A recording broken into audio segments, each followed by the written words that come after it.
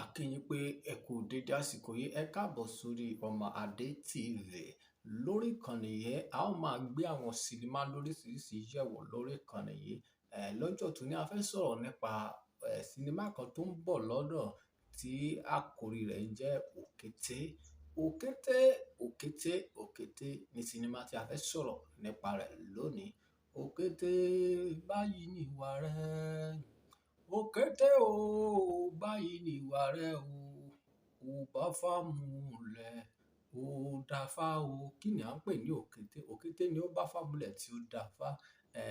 Àwọn sinimá yìí jẹ́ sinimá kan tó ní agbára tí a direct láti ọwọ́ Azeez Jàdúadé. Àwọn ló direct sinimá yìí. Ìṣọ̀lá, bàbá wa Ìṣọ̀lá, àwọn ni wọ́n executive producer iṣẹ́ yìí. Ìgbà tí sinimá Okete bá jáde, ẹ̀yin olólùfẹ́ wa, ẹ bá wa wò, ẹ bá wa wo sinimá yìí. Sinimá tó dáa ni. Sinimá tí màá fẹ́ kẹ́ ẹ wò ni.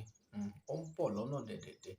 Tẹ bá ti rí màmá wa, Fúnmi Martins, Mide Mathisi, ẹ ti mọ̀ wípé yes, wọ́n kópa méje, wọ́n pitú méje tí ọdẹ ń pa nígbó nínú sinimá yìí gidigidi. Wọ́n ń da action bolẹ̀ ni. Sinimá yìí lágbára gan. Ọ̀pọ̀lọpọ̀ àwọn àgbààgbà òṣèré ló wà ńbẹ̀. Okele fúnra ẹ̀ pẹ̀lú ẹ̀rín àti action gbogbo ẹ̀ náà fi sinimá yìí papọ̀. Okele the comedian gan wà nínú sinimá yìí tí ò gbẹ́yìn. Màmá wa Mide Mathisi, àwọn náà wà nínú sinimá yìí. Ẹ jọ̀ọ́ ẹ̀yin olólùfẹ́ wa tẹ̀ ń wò wá. À ń fi àsìkò yìí sọ fún yín pé láìpẹ́ láì jìnnà sinimá yìí ó máa ṣe kíni? Ó máa jáde sórí afẹ́fẹ́ tí a pè àkọlé rẹ̀ ní Okete, Okete, Okete. Ẹ jọ̀ọ́ ẹ má gbàgbé láti subscribe sí channel yìí, ìyẹn Ọmọ Adé TV.